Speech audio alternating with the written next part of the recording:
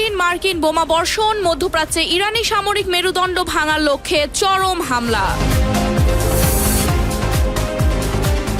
লোহিত সাগরে প্রভাব বিস্তারের চেষ্টায় ইয়েমেনের সশস্ত্র গোষ্ঠীকে ইরানের সামরিক সহায়তার অভিযোগ। ইরানকে নিয়ে ট্রাম্পের নতুন কৌশল, জব্দ করা সম্পদে ক্ষতিপূরণের ঘোষণায় ক্ষুব্ধ তেহরান। ট্রাম্পের ভয়াবহ সিদ্ধান্তে মহা বিপদে বাংলাদেশ, তৈরি পোশাকে চাপল 10% শুল্ক। মারাত্মক অস্ত্র সংকটে আমেরিকা, মধ্যপ্রাচ্যের যুদ্ধে শেষ হচ্ছে অত্যাধুনিক মিসাইল। আমেরিকার আকাশ প্রতিরক্ষা ফাঁকি দিয়ে হামলা, মধ্যপ্রাচ্যে মার্কিন ঘাঁটিতে ব্যাপক ক্ষয়ক্ষতি। ইরান যুক্তরাষ্ট্র উত্তেজনা চরমে, ইরানি প্রদেশে বিস্ফোরণ, মার্কিন ঘাঁটিতে তেহরানের পাল্টা আঘাত। এবং ভারতের কেন্দ্রীয় মন্ত্রীর পদত্যাগ, পাঞ্জাব নির্বাচনকে সামনে রেখে রবনীত সিং বিট্টুর নতুন পদক্ষেপ।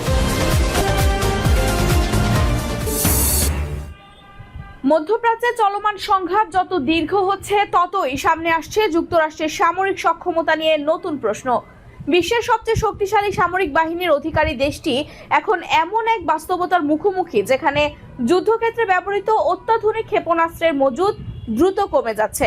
কিন্তু সেই অস্ত্র পুনরায় উৎপাদন করতে লাগতে পারে বছরের পর বছর। ফলে ওয়াশিংটনের কৌশলগত পরিকল্পনা এবং ভবিষ্যৎ যুদ্ধ প্রস্তুতি নিয়ে উদ্বেগ বাড়ছে। মধ্যপ্রাচ্যে চলমান সংঘাত যত দীর্ঘ হচ্ছে, ততই সামনে আসছে যুক্তরাষ্ট্রের সামরিক সক্ষমতা নিয়ে নতুন প্রশ্ন। বিশ্বের সবচেয়ে শক্তিশালী সামরিক বাহিনীর অধিকারী দেশটি এখন এমন এক বাস্তবতার মুখোমুখি, যেখানে যুদ্ধক্ষেত্রে ব্যবহৃত অত্যাধুনিক ক্ষেপণাস্ত্রের মজুদ দ্রুত কমে যাচ্ছে। কিন্তু সেই অস্ত্র পুনরায় উৎপাদন করতে লাগতে পারে বছরের পর বছর। ফলে ওয়াশিংটনের কৌশলগত পরিকল্পনা এবং ভবিষ্যৎ যুদ্ধ প্রস্তুতি নিয়ে আরও উদ্বেগ বাড়ছে। যুক্তরাষ্ট্রের ইন্দো প্যাসিফিক কমান্ডার প্রধান অ্যাডমিরাল স্যামুয়েল পাপারো মার্কিন আইন প্রণেতাদের সামনে সতর্ক করে বলেছেন, মিসাইল বা জামসের মতো উচ্চ ক্ষমতার সম্পন্ন অস্ত্রের উৎপাদন দ্রুত বাড়ানো সম্ভব নয়। তার ভাষায়, উৎপাদন সক্ষমতা বাড়াতে হলে অন্তত 1 থেকে 2 বছর সময় লাগতে পারে। তিনি আরও ইঙ্গিত করে দেন, যুদ্ধক্ষেত্রে ব্যবহারের জন্য যুক্তরাষ্ট্রের অস্ত্র ভাণ্ডারেরও একটি সীমা রয়েছে এবং সেই সীমা বিবেচনা রেখেই প্রতিটি সিদ্ধান্ত নিতে হচ্ছে। প্রতিবেদন অনুযায়ী সাম্প্রতিক হামলাগুলোতে লক্ষ্যবস্তু বেছে নেওয়ার ক্ষেত্রে পরিবর্তন এসেছে। ইরানের অভ্যন্তরে গভীর প্রবেশের পরিবর্তে উপকূলবর্তী এলাকায় বেশি হামলা চালানো হচ্ছে, কারণ ভেতরের অঞ্চলে শক্তিশালী আকাশ প্রতিরক্ষা ব্যবস্থা এবং সারফেস টু এয়ার মিসাইলের ঝুঁকি অনেক বেশি। ফলে যুদ্ধের কৌশলগত ধীরে ধীরে বাস্তবের সঙ্গে খাপ খাইয়ে বদলে যাচ্ছে।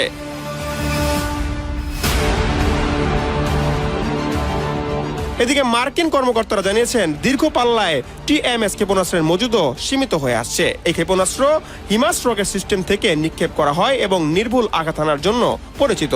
অতীতে ইউক্রেনের টিএসসি এএমএস সরবরাহ বিলম্বিত করার অন্যতম কারণ ছিল যুক্তরাষ্ট্রের নিজস্ব মজুদ নিয়ে উদ্বেগ।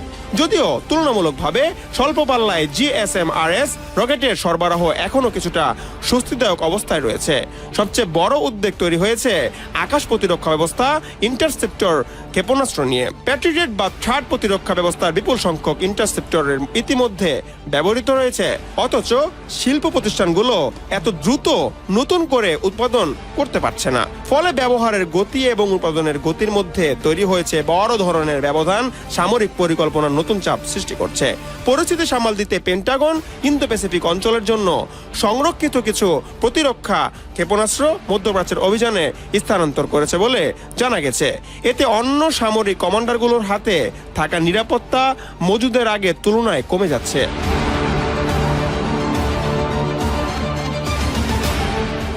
যদিও পেন্টাগনের মুখপাত্র সন কর্নেল দাবি করেছেন, যুক্তরাষ্ট্রের সামরিক শক্তি এখনও বিশ্বের সবচেয়ে শক্তিশালী এবং দেশটির হাতে পর্যাপ্ত সক্ষমতা রয়েছে। তবে বিশেষজ্ঞদের মতে বাস্তব চিত্রটি আগের মতো স্বস্তিদায়ক নয়। এদিকে সেন্টার ফর স্ট্র্যাটেজিক এবং ইন্টারন্যাশনাল স্ট্র্যাটেজিস ও সিআইএস এর এক বিশ্লেষণে দাবি করা হয়েছে, যুদ্ধ চলাকালে 1000-এরও বেশি টমাহক এবং প্রায় 1100 জাসম ক্ষেপণাস্ত্র ব্যবহৃত হয়েছে। এসব অস্ত্রের মজুদ আগের অবস্থায় ফিরিয়ে আনতে প্রায় 4 বছর পর্যন্ত সময় লাগতে পারে। অন্যদিকে থার্ড AMS-3 ও প্যাট্রিয়টের মতো প্রতিরক্ষা ক্ষেপণাস্ত্র পুনরায় উৎপাদন করতে 5 বছর পর্যন্ত সময় লাগার আশঙ্কাও তুলে ধরা হয়েছে।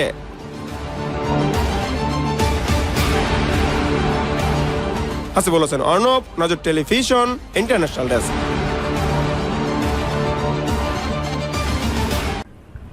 আমেরিকার গর্ব শক্তিশালী আকাশ প্রতিরক্ষা ব্যবস্থা আয়রন ডোমকে বুড়ো আঙুল দেখিয়ে মধ্যপ্রাচ্যের মাটিতে বইছে মিসাইলের ঝড়। মুহুর্মুহু ক্ষেপণাস্ত্র ও ড্রোনের আঘাতে লন্ডভন্ড মার্কিন ঘাঁটি, তাসের ঘরের মতো ভেঙে পড়েছে আমেরিকার দুর্ভেদ্য দুর্গ। সবচেয়ে শক্তিশালী প্রতিরক্ষা ব্যবস্থাকেও একের পর এক ফাঁকি দিয়ে নির্দিষ্ট লক্ষ্যবস্তুতে নিখুঁত আঘাত হানছে ইরানের ক্ষেপণাস্ত্র। যুদ্ধবিরতি ভাঙার পর মাত্র 2 সপ্তাহে অন্তত 9টি মার্কিন সামরিক ঘাঁটিতে হামলা চালিয়েছে তেহরান। এসব ভয়াবহ হামলার রাডার, হ্যাঙ্গার, সেনানিবাস ও সামরিক স্থাপনায় বড় ধরনের ক্ষয়ক্ষতি হয়েছে। বিস্তারিত দেখুন ডেস্ক রিপোর্টে। আমেরিকার গর্ব শক্তিশালী আকাশ প্রতিরক্ষা ব্যবস্থা আয়রন ডোমকে বুড়ো আঙ্গুল দেখিয়ে মধ্যপ্রাচ্যের মাটিতে বইছে মিসাইলের ঝড়। মুহুমুহু ক্ষেপণাস্ত্র ও ড্রোনের আঘাতে লন্ডভন্ড মার্কিন ঘাঁটি, তাসের ঘরের মতো ভেঙে পড়েছে আমেরিকার দুর্ভেদ্য দুর্গ। সবচেয়ে শক্তিশালী প্রতিরক্ষা ব্যবস্থাকেও একের পর এক ফাঁকি দিয়ে নির্দিষ্ট লক্ষ্যবস্তুতে নিখুঁতভাবে আঘাত হানছে ইরানের ক্ষেপণাস্ত্র। যুদ্ধবিরতি ভাঙার পর মাত্র 2 সপ্তাহে অন্তত 9টি মার্কিন সামরিক ঘাঁটিতে হামলা চালিয়েছে তেহরান। এসব ভয়াবহ হামলায় রাডার, হ্যাঙ্গার, সেনানিবাস ও সামরিক স্থাপনায় বড় ধরনের ক্ষয়ক্ষতি হয়েছে। এমনকি সবচেয়ে গুরুত্বপূর্ণ ঘাঁটি থেকেও যুদ্ধবিমান সরিয়ে নিচ্ছে পেন্টাগন।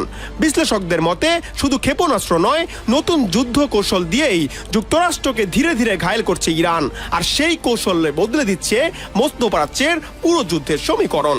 আমেরিকার প্রভাবশালী সংবাদ মাধ্যম নিউ ইয়র্ক টাইমসের ভিজুয়াল বিশ্লেষণে উঠে এসেছে ট্রাম্প প্রশাসন ইরানের সামরিক সক্ষমতা ধ্বংস হয়ে গেছে বলে দাবি করলেও বাস্তব চিত্র ভিন্ন। সবচেয়ে বড় আঘাতগুলোর একটি হয়েছে জর্ডানের উত্তরাঞ্চলের একটি মার্কিন ঘাঁটিতে। ইরানি ক্ষেপণাস্ত্র হামলায় সেখানে একটি গুরুত্বপূর্ণ ভবন ধসে মাটির সঙ্গে মিশে গেছে। একই হামলায় অন্তত 3 জন মার্কিন সেনা নিহত এবং বেশ কয়েকজন গুরুতর আহত হয়েছেন। আহতদের একটি অংশকে চিকিৎসার জন্য পাঠানো হয়েছে জার্মানির সামরিক হাসপাতালে। শুধু জর্ডান নয়, ইরানের হামলায় সম্পূর্ণ ধ্বংস হয়েছে মাত্র 6 মাস আগে নির্মিত একটি গুরুত্বপূর্ণ রাডার সিস্টেম। ব্যাপক ক্ষয়ক্ষতি হয়েছে কুয়েতের আল সলিম বিমান ঘাঁটিতে।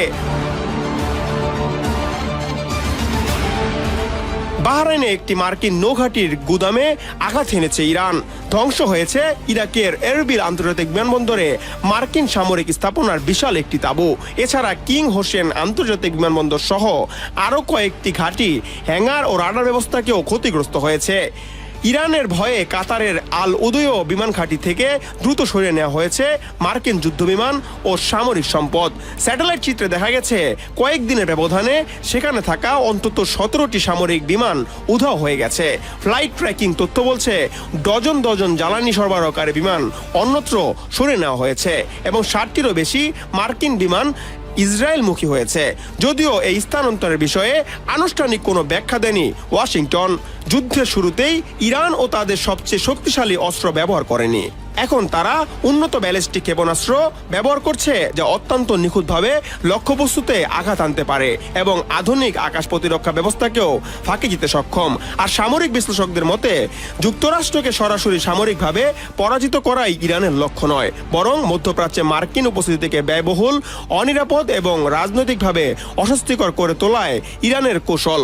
আর এই সামরিক হামলাগুলোকে দেখাচ্ছে সেই কৌশল বাস্তবায়নে ধীরে ধীরে সফলতার দিকেই এগোচ্ছে ইরান। হাসিবুল হোসেন অর্ণব, নজর টেলিভিশন, ইন্টারন্যাশনাল ডেস্ক।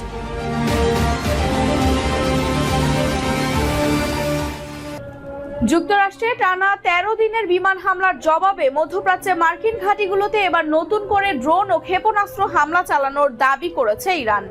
একই সঙ্গে সম্ভাব্য যে কোনো পরিস্থিতি মোকাবেলায় তাদের সামরিক বাহিনী প্রস্তুত রয়েছে বলে জানিয়েছে তেহরান।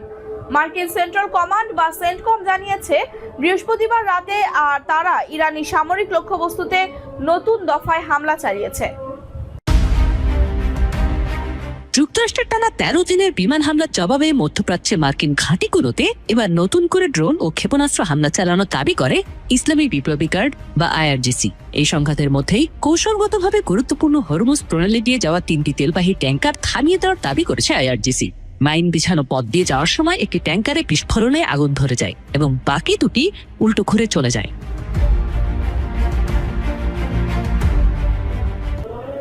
ভারতের কেন্দ্রীয় রেল ও খাদ্য প্রক্রিয়াকরণ শিল্প প্রতিমন্ত্রীর পদ থেকে পদত্যাগ করেছেন বিজেপি নেতা রবনীত সিং বিট্টু। শুক্রবার তিনি আনুষ্ঠানিকভাবে পদত্যাগপত্র জমা দেন। পরে প্রধানমন্ত্রী নরেন্দ্র মোদীর সঙ্গে পরামর্শে ভারতের রাষ্ট্রপতি দ্রৌপদী মুর্মু তার পদত্যাগপত্র গ্রহণ করেন। ভারতীয় সংবাদ সংস্থা পিটিআই জানিয়েছে 2024 সাল থেকে কেন্দ্রীয় মন্ত্রিসভার সদস্য হিসেবে দায়িত্ব পালন করেন বিট্টু। আগামী বছরে পাঞ্জাব বিধানসভা নির্বাচনকে সামনে রেখে রাজ্যের রাজনীতিতে আরও সক্রিয়ভাবে কাজ করার লক্ষ্যে এই সিদ্ধান্ত নিয়েছেন তিনি। ভারতের কেন্দ্রীয় রেল ও খাদ্য প্রক্রিয়াকরণ শিল্প প্রতিমন্ত্রীর পদ থেকে পদত্যাগ করেছেন বিজেপি নেতা রবনীত সিং বিট্টু। শুক্রবার তিনি আনুষ্ঠানিকভাবে পদত্যাগপত্র জমা দেন। পরে প্রধানমন্ত্রী নরেন্দ্র মোদীর পরামর্শে ভারতের রাষ্ট্রপতি দ্রৌপদী মুর্মু তার পদত্যাগপত্র গ্রহণ করেন। ভারতীয় সংবাদ সংস্থা পিটিআই জানিয়েছে 2024 সাল থেকে কেন্দ্রীয় মন্ত্রিসভার সদস্য হিসেবে দায়িত্ব পালন করা বিট্টু আগামী বছরের পাঞ্জাব বিধানসভা নির্বাচনকে সামনে রেখে রাজ্যের রাজনীতিতে আরও সক্রিয়ভাবে কাজ করার লক্ষ্যে এই সিদ্ধান্ত নিয়েছেন।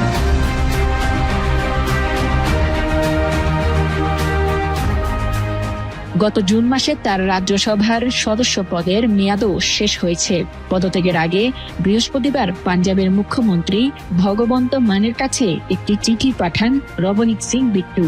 চিঠিতে তিনি রাজ্যের বিভিন্ন বিচারাধীন উন্নয়ন প্রকল্প দ্রুত নিষ্পত্তির জন্য মুখ্যমন্ত্রীর হস্তক্ষেপ কামনা করেন। তিনি উল্লেখ করেন, দীর্ঘসূত্রতার কারণে পাঞ্জাবে বেশ কয়েকটি গুরুত্বপূর্ণ রেল অবকাঠামো প্রকল্প বাস্তবায়ন বিলম্বিত হচ্ছে। এসব প্রকল্প দ্রুত শেষ হলে রেল যোগাযোগ উন্নত হবে, অর্থনৈতিক প্রবৃদ্ধি ত্বরান্বিত হবে, শিল্প খাতের বিকাশ সহজ হবে এবং যাত্রী ও পণ্য পরিবহন ব্যবস্থাও আরও কার্যকর হবে বলে তিনি মত দেন। বিট্টুর ভাষ্যে, পাঞ্জাবের সার্বিক উন্নয়ন ও অবকাঠামো সম্প্রসারণে এসব প্রকল্পের দ্রুত বাস্তবায়ন অত্যন্ত গুরুত্বপূর্ণ। আকাশ থেকে বৃষ্টির মতো ঝরছে আগুন, চারপাশ জুড়ে শুধুই ধ্বংস আর হাহাকার। ভাবছেন সব শেষ, কিন্তু না। মহাপ্রলয়ের এই ধ্বংসস্তূপের নিচেই লুকিয়ে আছে এমন এক শক্তি যা কাঁপিয়ে দিচ্ছে বিশ্ব রাজনীতির চাকা। কেউ কি পেরেছে তাকে থামাতে, নাকি আগুনের ভেতর থেকে জন্ম নিচ্ছে নতুন এক পরমাণু দানব? টানা 11 দিন ধরে চলছে মার্কিন বিমান ও ক্ষেপণাস্ত্রের তাণ্ডব।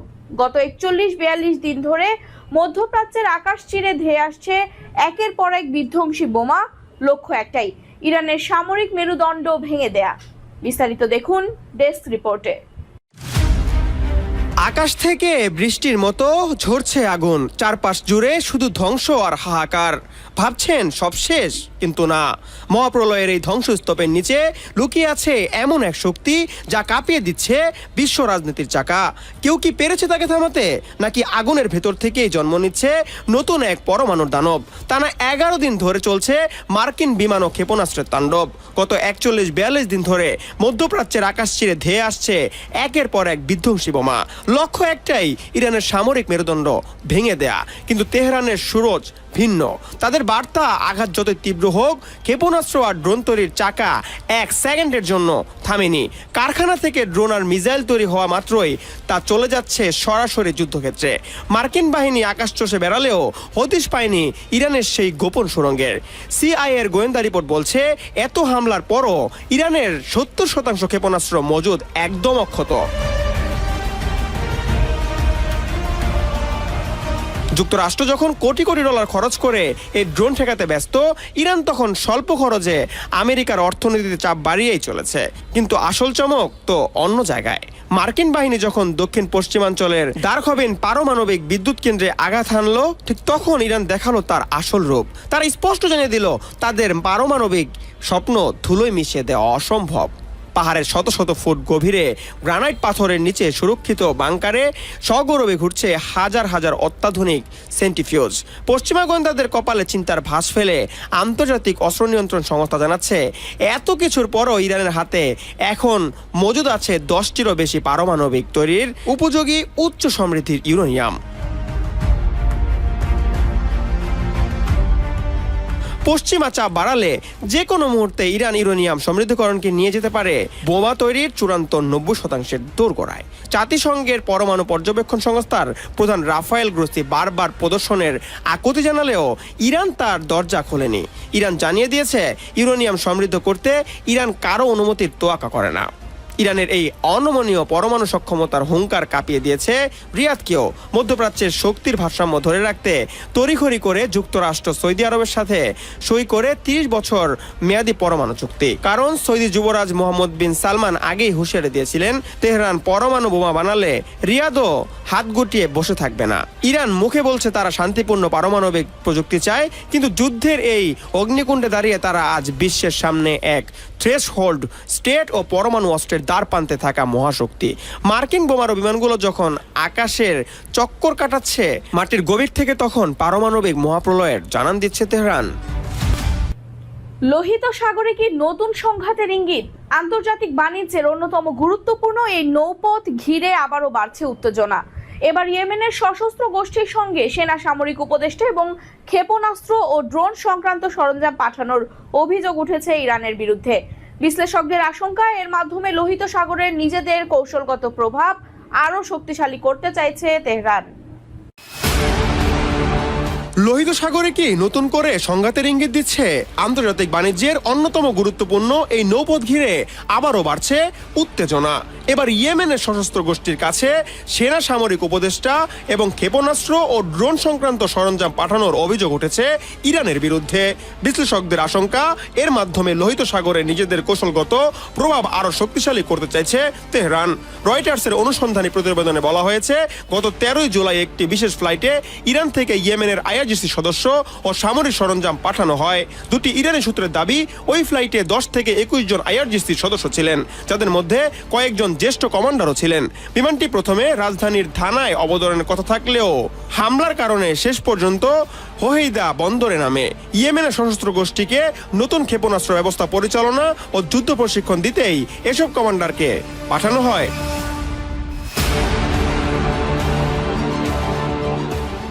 একই সঙ্গে তাদের কার্যক্রমে অর্থায়নের জন্য বিমানে স্বর্ণ পাঠানো হয়েছে বলে অভিযোগ রয়েছে। তবে অভিযোগ পুরোপুরি অস্বীকার করছে তেহরান। ইরানের পররাষ্ট্র মন্ত্রণালয়ের তাৎক্ষণিক কোনো মন্তব্য না থাকলেও এর আগে ইয়েমেনের সশস্ত্র গোষ্ঠীকে সামরিক সহায়তা দেওয়ার অভিযোগ প্রত্যাখ্যান করেছে। অন্যদিকে গোষ্ঠীটির এক গণমাধ্যম কর্মকর্তা অভিযোগগুলোকে মিথ্যা ও ভিত্তিহীন বলে দাবি করেছেন। তার দাবি, এই ফ্লাইটের সব যাত্রী ছিলেন বেসামরিক নাগরিক। এদিকে রয়টার্সের প্রতিবেদনে আরও বলা হয়েছে, ফ্লাইটটি ইয়েমেনে পৌঁছানোর 3 দিন পরে লোহিত সাগরে গুরুত্বপূর্ণ পরিবহন পথ অবরুদ্ধ করার প্রস্তুতি নিতে ইয়েমেনের সশস্ত্র গোষ্ঠীকে নির্দেশ দেয় ইরান। তবে শর্ত ছিল, যুক্তরাষ্ট্র যদি ইরানের জ্বালানি অবকাঠামোতে হামলা চালায় তাহলে তারা যেন ওই নৌপথে চাপ সৃষ্টি করে। এর কিছুদিন পরই সৌদি আরবের বিরুদ্ধে নৌ অবরোধের ঘোষণা দেয় গোষ্ঠীটি। তাদের দাবি, সানার বিমানবন্দরে হামলার জবাব হিসেবেই এই পদক্ষেপ নেওয়া হয়েছে। পরে সৌদি আরবের দুটি তেলবাহী জাহাজে হামলার দাবিও করেন তারা। ইয়েমেনের সৌদি সমর্থিত সরকার তথ্যমন্ত্রী মুয়াম্মার আল ইরিয়ানি দাবি করেছেন, গোয়েন্দা তথ্য অনুযায়ী আইআরজিসি সদস্য ও সামরিক সরঞ্জাম ইয়েমেনে পৌঁছেছে। একই দাবি করেছে নিরাপত্তা বিশ্লেষক মোহায়েম আল সালুম। তার মতে, ওই ফ্লাইটে ক্ষেপণাস্ত্র ও ড্রোনের বিভিন্ন যন্ত্রাংশ ছিল, যা লোহিত সাগরের নিরাপত্তা পরিস্থিতিকে আরও জটিল করে তুলতে পারে। তবে ইরান বলছে, ওই ফ্লাইটের উদ্দেশ্য ছিল কেবল ইয়েমেনি প্রতিনিধি দল ও চিকিৎসা শেষে ফেরা নাগরিকদের দেশে ফিরিয়ে আনা। কিন্তু রয়টার্সের একাধিক সূত্র দাবি, একই বিমানে আইআরজিসির কমান্ডার, সামরিক উপদেষ্টা এবং সামরিক সরঞ্জামও পাঠানো হয়। এমন দাবির মধ্যেই লোহিত সাগরের নিরাপত্তা পরিস্থিতি নিয়ে নতুন উদ্যোগ তৈরি হয়েছে। বিশ্লেষকদের মতে, অভিযোগগুলো সত্য হলেও শুধু ইয়েমেন নয়, আন্তর্জাতিক বাণিজ্যের অন্যতম গুরুত্বপূর্ণ এই নৌপথগুলোকে উত্তেজনা বাড়াতে পারে। হাসিবুল হোসেন অর্ণব, নজর টেলিভিশন, ইন্টারন্যাশনাল ডেস্ক।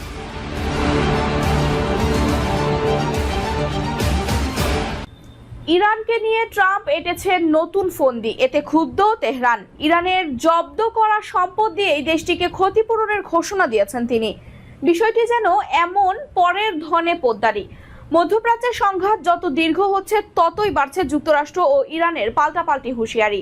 এবার হরমুজ প্রণালীতে জাহাজ চলাচলে হওয়া ক্ষয়ক্ষতির জন্য ইরানের জব্দ করা সম্পদ ব্যবহার করার ঘোষণা দিয়েছেন মার্কিন প্রেসিডেন্ট ডোনাল্ড ট্রাম্প। ইরানকে নিয়ে ট্রাম্প এঁটেছেন নতুন ফন্দি। এতে ক্ষুব্ধ তেহরান। ইরানের জব্দ করা সম্পদ দিয়ে দেশটিকে ক্ষতিপূরণের ঘোষণা দিন ধরেই তেহরান ও ওয়াশিংটনের বিরোধের অন্যতম বড় ইস্যু। গত জুনে যুদ্ধ অবসানের লক্ষ্যে দুই দেশের মধ্যে হওয়া সমঝোতা স্মারকেও বিষয়টি নিয়ে আলোচনা হয়েছিল। তবে সেই উদ্যোগ শেষ পর্যন্ত ভেস্তে যায়। বিভিন্ন আন্তর্জাতিক হিসাব অনুযায়ী বিশ্বের বিভিন্ন দেশে ইরানের প্রায় $100 বিলিয়ন সমমূল্যের সম্পদ জব্দ অবস্থায় রয়েছে। 1979 সালে তেহরানে মার্কিন দূতাবাস জিম্মি সংকটের পর ইরানের সম্পদ জব্দ করে যুক্তরাষ্ট্র।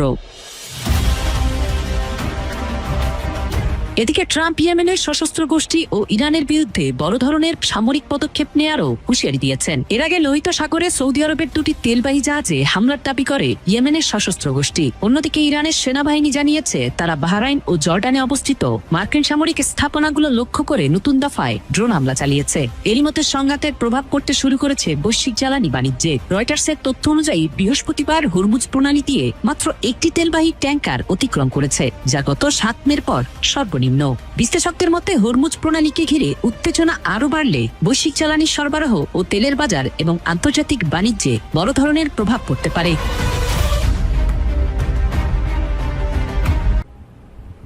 আমেরিকার বাজারে ঢুকতে গেলেই বাংলাদেশের তৈরি পোশাক সহ অন্যান্য পণ্যে নতুন করে 10% শুল্ক বা কর দিতে হবে।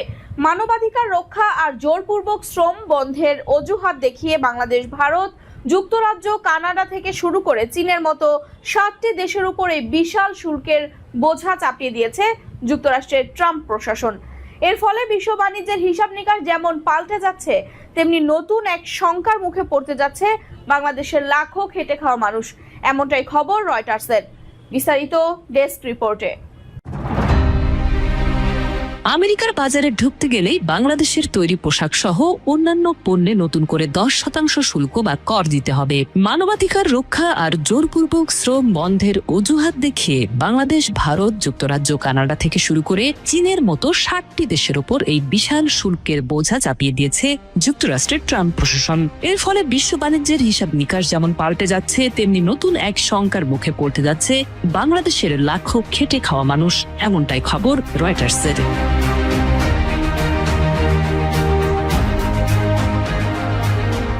17টি দেশের পণ্যের উপর 10% শুল্ক বসানো হয়েছে।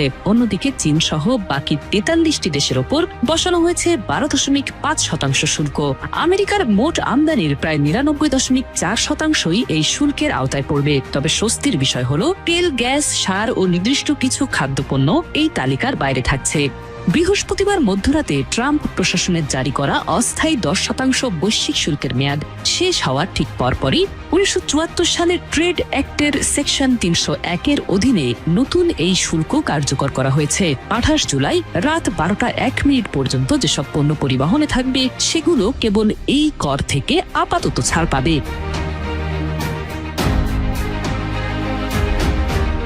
বিশ্লেষকরা বলছেন এর নেপথ্যে রয়েছে হোয়াইট হাউসের এক গভীর রাজনৈতিক ও অর্থনৈতিক কৌশল। গত ফেব্রুয়ারিতে যুক্তরাষ্ট্রের সুপ্রিম কোর্ট ট্রাম্পের আগের একটি শুল্ক নীতি বাতিল করে দিয়েছিল। সেই আইনি বাধা এড়াতেই এবার মানবাধিকার লঙ্ঘন এবং বাধ্যতামূলক শ্রম বা ফোর্সড লেবারকে হাতিয়ার হিসেবে ব্যবহার করেছে যুক্তরাষ্ট্র। দেশটির বাণিজ্য প্রতিনিধি জেসিমন গ্রিয়ার স্পষ্ট জানিয়েছেন, জোরপূর্বক শ্রমের মাধ্যমে উৎপাদিত পণ্যের আমদানি বন্ধে আমেরিকা বদ্ধপরিকর। আর এখন অন্যান্য দেশেরও সেই একই পথে হাঁটার সময় এসেছে। এছাড়া এই শুল্ক যুদ্ধে সবচেয়ে বড় টার্গেট চীন, সেটিও স্পষ্ট। উইঘুর মুসলিম সংখ্যালঘুদের শ্রম শিবিরে আটকে রেখে কাজ করানোর যে দীর্ঘদিনের অভিযোগ যুক্তরাষ্ট্রে রয়েছে, বেইজিং তা বরাবরের মতোই অস্বীকার করে আসছে। তবে ট্রাম্প প্রশাসন পরিষ্কার করে দিয়েছে, চীনের সাথে চলমান বাণিজ্য স্নায়ুযুদ্ধ সহসায় থামছে না। আন্তর্জাতিক বাজারে বাংলাদেশি পণ্যের দাম 10% বেড়ে গেলে রপ্তানি কমার মারাত্মক ঝুঁকি তৈরি হবে। আর কারখানায় অর্ডার কমলে কাজ হারাবেন আমাদের দেশের হাজারো সাধারণ সাধারণ পোশাক শ্রমিক। পরাশক্তিদের বাণিজ্য যুদ্ধ ও নিজেদের অর্থনীতি টিকিয়ে রাখার এই চালে সবচেয়ে বেশি ক্ষতির শিকার হবে উন্নয়নশীল দেশের খেটে খাওয়া মানুষ। আন্তর্জাতিক রাজনীতি আর অর্থনীতির এই মারপ্যাচে বাংলাদেশের মতো দেশগুলোর এখন নতুন বাজার খোঁজার ও কূটনৈতিক তৎপরতা বাড়ানোর কোনো বিকল্প নেই। কুমিল্লার লাকসাম উপজেলার উত্তরদা ইউনিয়নের ৪ নং ওয়ার্ডের নারীদিয়া সরকারি প্রাথমিক বিদ্যালয় মাঠে এক উঠান বৈঠক অনুষ্ঠিত হয়েছে। শুক্রবার বিকেল ৫টায় অনুষ্ঠিত এই বৈঠকে প্রধান অতিথি হিসেবে উপস্থিত ছিলেন উত্তরদা ইউনিয়ন পরিষদের সম্ভাব্য চেয়ারম্যান পদপ্রার্থী মোহাম্মদ সাইফুল ইসলাম। অনুষ্ঠানে সভাপতিত্ব করেন ৪ নং ওয়ার্ড বিএনপি সভাপতি মনির হোসেন। বিশেষ অতিথি হিসেবে উপস্থিত ছিলেন ওবায়দুল হক মজুমদার, উত্তরদা ইউনিয়ন বিএনপি সাংগঠনিক সম্পাদক জামাল হোসেন এবং ৩ নং ওয়ার্ড বিএনপি সাধারণ সম্পাদক সাফায়েত হোসেন। উঠান বৈঠকে স্থানীয় গণ্যমান্য ব্যক্তিবর্গ, বিভিন্ন সামাজিক ও রাজনৈতিক নেতৃবৃন্দ এবং এলাকার বিপুল সংখ্যক নারী পুরুষ অংশগ্রহণ করেন।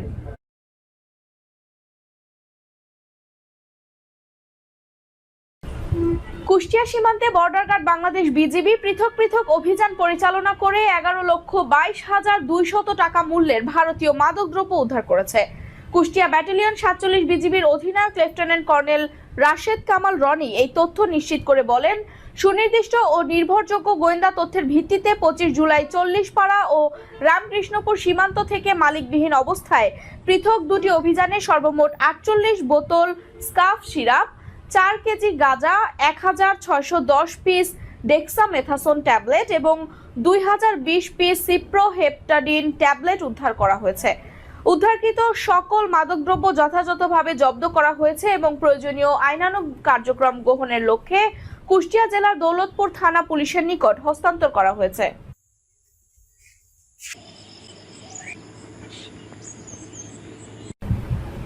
সাভারের আশুলিয়ায় পুলিশের সঙ্গে শীর্ষ সন্ত্রাসী শুটার বাপ্পি ও তার বাহিনীর গোলাগুলির ঘটনা ঘটেছে।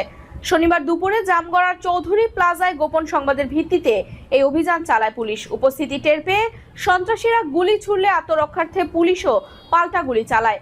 তবে গ্রেফতার এড়াতে এক পর্যায়ে এক নারীকে জিম্মি করে পুলিশের সামনে দিয়ে পালিয়ে যায় শুটার বাপ্পি। জিম্মি ওই নারীর জীবনের নিরাপত্তার কথা ভেবে তখন আর গুলি চালায়নি পুলিশ। পলাতক বাপ্পিকে গ্রেফতার এবং ভবনে থাকা তার অন্যান্য সহযোগীদের ধরতে এলাকাটি ঘিরে রেখেছে পুলিশের অভিযান অব্যাহত রয়েছে।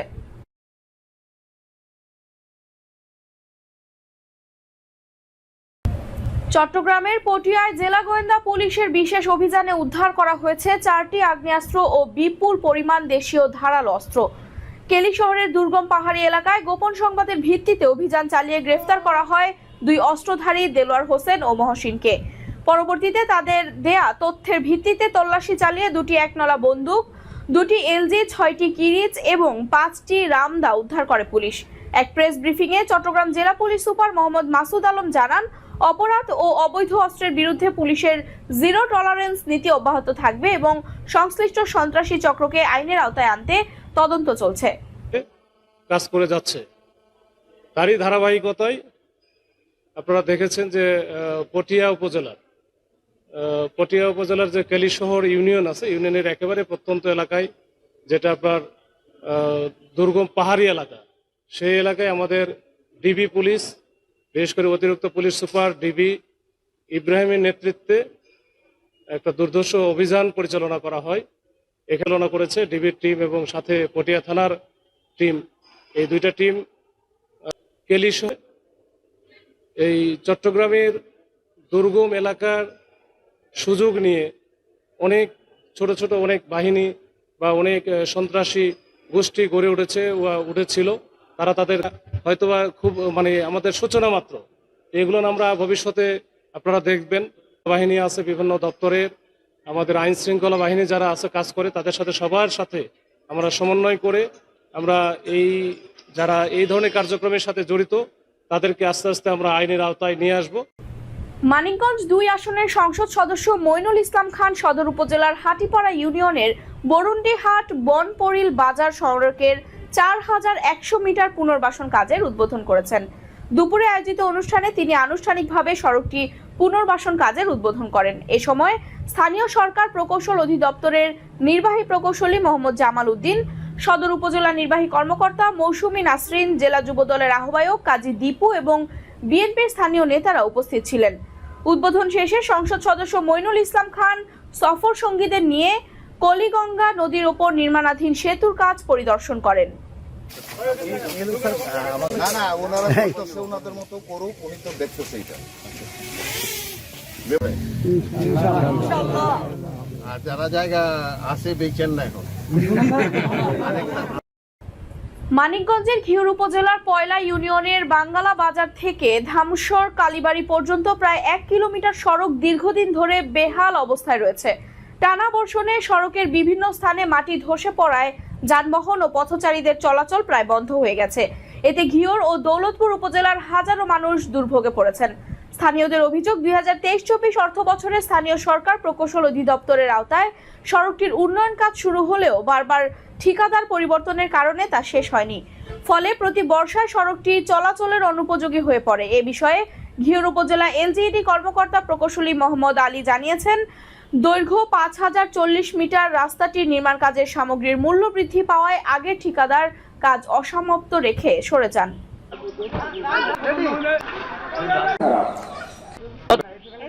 গতকালকা পর্যন্ত মানুষ হাইটেই নিয়ে যাইতে পারতো না। বাংলাতে ধামসু পর্যন্ত এই রাস্তাটা আগে তো দেখিনি যে এরকম অবস্থা, রাস্তায় তো আসা যায় না। ওদিকে তো একবারে সমস্যা করে গেছিল, এখানে ঢুকে পড়ছি, আমি কি করবো। রাজধানীর আশুলিয়ায় চাঁদা দাবি এবং অপহরণকে কেন্দ্র করে পুলিশের সাথে সন্ত্রাসীদের ব্যাপক গোলাগুলির ঘটনা ঘটেছে। রাজধানীর আশুলিয়ায় চাঁদা দাবি এবং অপহরণকে কেন্দ্র করে পুলিশের সাথে সন্ত্রাসীদের ব্যাপক গোলাগুলির ঘটনা ঘটেছে। দুপুরে আশুলিয়ার জামগড়া এলাকার চৌধুরী প্লাজায় এই গোলাগুলির ঘটনা ঘটে। পুলিশ জানায়, বেশ কয়েকজন চিহ্নিত সন্ত্রাসী চৌধুরী প্লাজার 5ম তলায় প্রবেশ করে। পরে বাড়ির কেয়ারটেকার লিমাকে জিম্মি করে বাড়ির মালিকের কাছে মোটা অঙ্কের চাঁদা দাবি করে। পরে ঘটনার এক পর্যায়ে বাড়ির কেয়ারটেকার লিমার কোনো সন্ধান না পেয়ে বাড়ির মালিক কর্তৃপক্ষের লোকজন পুলিশে খবর দেয়। ঘটনাস্থলে পুলিশের উপস্থিতি টের পায় সন্ত্রাসীরা। পরে কেয়ারটেকার লিমাকে জিম্মি করা অবস্থায় পুলিশকে লক্ষ্য করে এলোপাতাড়ি গুলি ছোড়ে সন্ত্রাসীরা। দ্রুতই তাদের গ্রেফতার করা হবে বলে জানায় পুলিশ। যখন করে এবং সে এই অফিসে টাকা রয়েছে সেই মর্মে ভিকটিম লিমাকে হেফাজতে নিয়ে বিভিন্ন লকারে টাকা খোঁজার চেষ্টা করে, বা টাকা যখন না পায় বাই দিস টাইম যখন লিমার সাথে এই বিল্ডিংয়ের মালিক পক্ষ যখন কমিউনিকেশন করে কোনো তথ্য পায় না, তখন তারা সন্দেহজনকভাবে মনে করে যে সে হয়তো কোনো প্রবলেমে আছে। পরে পুলিশকে কল করলে আমাদের এই জামগড়া পুলিশের যে টিমটা আছে, সেই জামগড়া পুলিশের টিম সহ আমাদের আরও 2টি মোবাইল পার্টি যারা আছে তারা সহ এই বিল্ডিংয়ে আসার পরে সামহাও এটা ভিতরে যে পাপ্পি একজন এই বিল্ডিংয়ের কেয়ারটেকার লিমাকে জিম্মি করে রেখেছিল, সে বুঝতে পারে, পুলিশের বুঝতে পেরে সে তখন এই লিমাকে সামনে রেখে সে হচ্ছে কি পালানোর চেষ্টা করে। পুলিশ আমাদের এই হোস্টেস যাকে জিম্মি করছে লিমা, তাকে সেভ করার জন্য পুলিশকে তখন লক্ষ্য করে ভিতর থেকে বাপ্পি গুলি বর্ষণ করে। তখন এই জিম্মিকে আমরা হচ্ছে এটা তদন্ত করব, আমরা পরবর্তীতে আরো তদন্তের আপডেট জানাতে পারবো। আমার কাছে তাকে যাওয়া আসার ভিতরে ছিল, ফাইনালি শুধু একজনই ছিল। জমি রক্ষার লড়াইয়ে হারিয়েছেন নিজের সন্তানকেও, তবুও থেমে থাকেনি সংগ্রাম। দীর্ঘ 17 বছরের আইনি লড়াই শেষে অবশেষে আদালতের রায়ে নিজেদের জমির মালিকানা ও দখল ফিরে পেয়েছে আশুলিয়ার একটি ভুক্তভোগী পরিবার। ঢাকার যুগ্ম জেলা জজ অতিরিক্ত আদালতের বিচারক ভিক্টোরিয়া চাকমার আদালত ও এ মামলার একতরফা ডিক্রি প্রদান করে। আদালতের রায়ে আশুলিয়ার বড় আশুলিয়া মৌজার 109.75% জমির মালিকানা ঘোষণা ও দখল পুনরুদ্ধারের নির্দেশ দেওয়া হয়। ভুক্তভোগী পরিবারের দাবি, দীর্ঘদিন ধরে প্রভাবশালী ব্যক্তিদের দখলে ছিল তাদের জমি। অবশেষে 17 বছর পর আদালতের রায়ে জমি ফিরে পেলেও হারানো সন্তানের শূন্যতা কখনোই পূরণ হবে না বলে জানিয়েছেন পরিবারের সদস্যরা। আমাদের দেড় কইরা আমার বাইস্তারা মাইরা ফেলাইছে কয়দিন আগে, এই যে রেবেলে দিয়া ক্রস ফায়ার দিয়া ওরা নিজেরা মাইরা ক্রস ফায়ার দিছে। মেজর হাসান সাহেব মারছে গুলি করে না, এই সামনে মারছে, এই সামনে মাইরা ফেলাই দিছে না, মাইরা ফেলাই পর আমাদের আসতে দেয় নাই, বাউন্ডারি কইরা জায়গা বেঁচে লাইছে। ফজলের ছেলে সেলেমে বেচছে, সেই দলিল পত্র এখন সব আপনার বাদ করে দিচ্ছে সরকারে। ওই দেখেন সাইনবোর্ড, আপনারা সত্যনারায়ণ ম্যাজিস্ট্রেট সাহেবের কথা কন, জজ আছে ম্যাজিস্ট্রেট আছে, কথা বলে জিজ্ঞেস করেন সত্য কিনা। আর এই দেশের মধ্যে জিজ্ঞেস করেন এই জায়গাটা আমার বাপদাদার কিনা। ওদের কোনো পর্চা নাই এই দেশে, এসএ পর্চা, আরএস পর্চা, বিএস পর্চা নাই। এই ছেলেটা জিজ্ঞেস করেন আমার বাপদাদার জায়গা কিনা। জন্মভূমি এখানে, এই মাটিতে আমার জন্ম, এখানে আমি আসতে পারিনি। তো আজকে গত মাসে আমি 24 তারিখে জমির রায় পাই, কোর্ট থেকে আমাকে দলিল বাতিলের রায় দেয় এবং ডিগ্রি করে দেয় একতরফা। ওনারা এ পর্যন্ত কোর্টে হাজির হয় নাই একদিনও। ওনাদের দলিল ভুয়া বলে মানে হয়েছে, প্রমাণিত হয়েছে ভুয়া বলে। বিবাদীর সাথে। আর সবচেয়ে বড় হয়েছে আওয়ামী লীগের চেয়ারম্যান শাহাবুদ্দিন, উনি হয়েছে মেন টার্গেট। ওনার ক্ষমতা বেশি, ওনার ক্ষমতার বলে আমরা এলাকায় পাড়া দিতে পারি। আমরা যে কিছু করবো ওর কোনো ক্ষমতা মানে শুধু কোড়ে কোড়ে দূর পারছি। এই যে কোড়ে দূর পারার পরে এই এত বছর পরে এই যে একতরফা রায় লিখছে এরা। সাইফুল, হুমান, সুরাপের পোলা, এখানে রাজীব সবাই মিলে আইনা আমার পোলার এই ঘরের পিছনে দক্ষিণ সাইডে ফেরা মারছে, মাইরা ফালাইয়া। তারপরে আমগো বাড়ি ঘর উল্টে আমগো নামে কেস কামারি দিয়া, তারপর আমগো বাড়ি ঘর আজকে 16 বছর ধরে আমগো বাড়ি করতে দেন।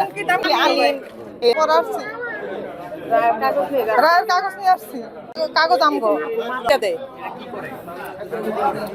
বিবাদীগণ কোর্টে হাজির হয়েছিল, হাজির হইয়া তাদের কোনো সন্তোষজনক জবাব দিতে পারে নাই, কোনো বৈধ কাগজপত্র দেখাইতে পারে নাই।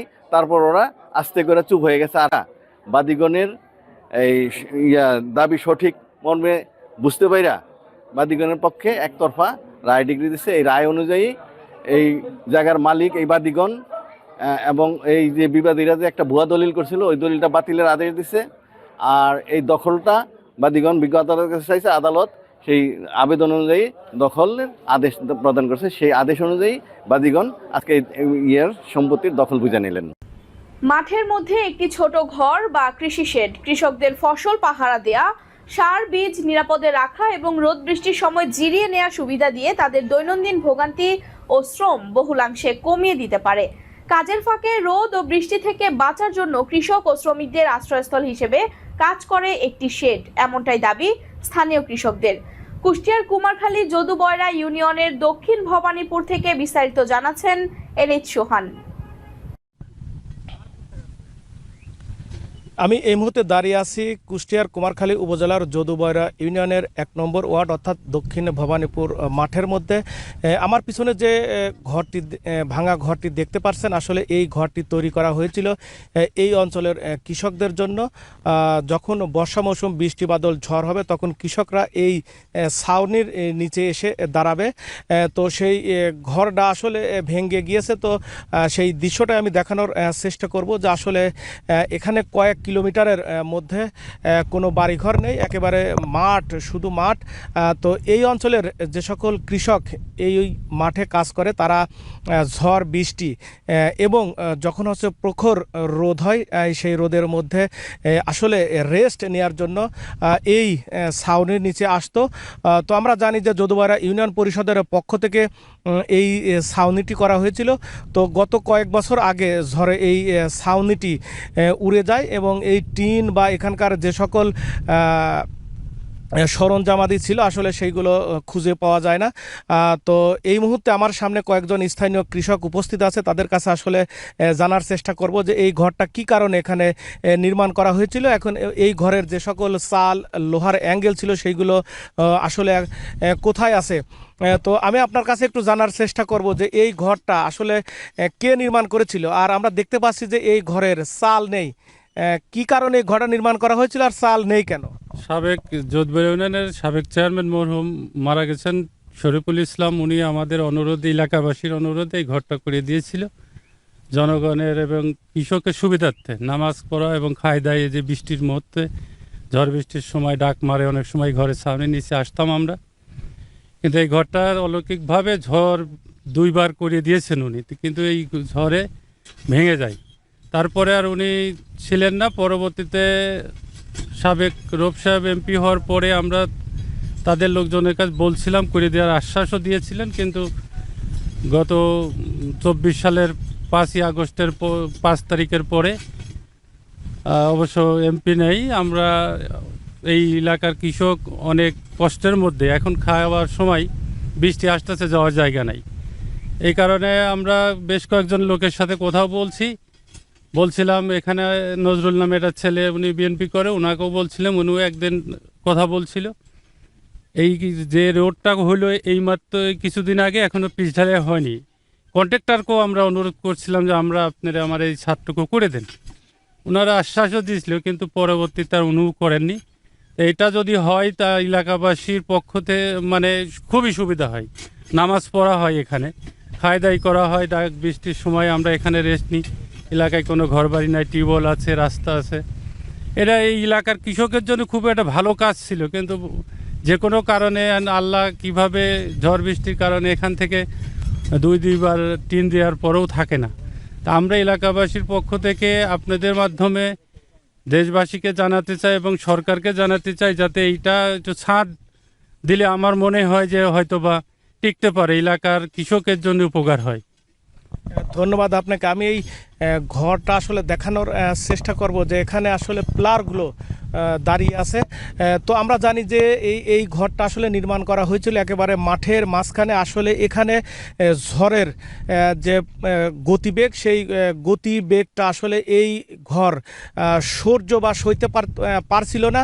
এই জন্য এই ঘরটা আসলে বাতাসে উড়ে গিয়েছে। আমরা জানি যে এখানে এই ঘরটা যদি আবার পুনরায় নির্মাণ করা হয় তাহলে এখানে কংক্রিটের ছাদ তৈরি করতে হবে। আর ছাদ তৈরি না করলে এই মাঠের মধ্যে থাকবে না, কারণ মাঠের মধ্যে এমনিতে ফাঁকা জায়গায় প্রচণ্ড গতিতে বাতাস বয়ে যায়, আর এই বাতাসের কারণে এই ঘরটা উড়ে গিয়েছে। তো এখানকার স্থানীয় যারা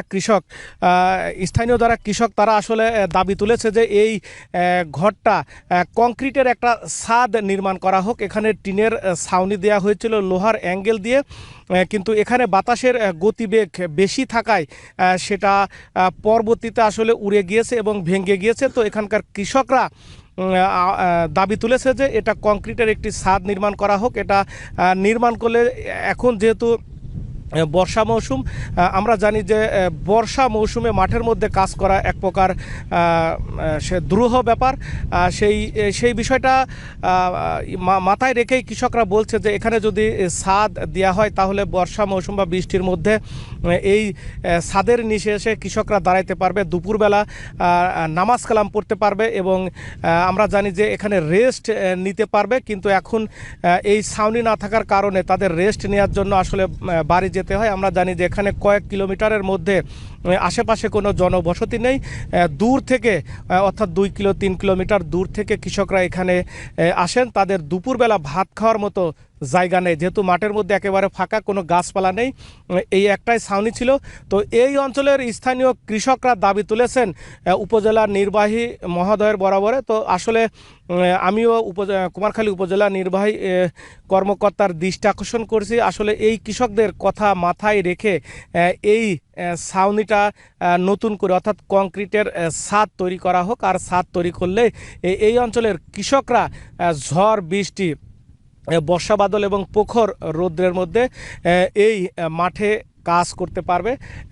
তো আসলে এই ছিল আমার কাছে কুষ্টিয়ার কুমারখালী উপজেলার যদুবয়রা ইউনিয়নের দক্ষিণ ভবানীপুর অর্থাৎ 1 নম্বর ওয়ার্ডের মাঠের মধ্যে যে ঘর, সেই ঘরের সর্বশেষ তথ্য। অবশ্যই কুমারখালী উপজেলা নির্বাহী কর্মকর্তা তার দৃষ্টি আকর্ষণ করছে, তিনি অবশ্যই এই বিষয়টা কর্ণপাত করবেন এবং যথাযথ ব্যবস্থা গ্রহণ করবেন। তো এই ছিল আমার কাছে সর্বশেষ তথ্য।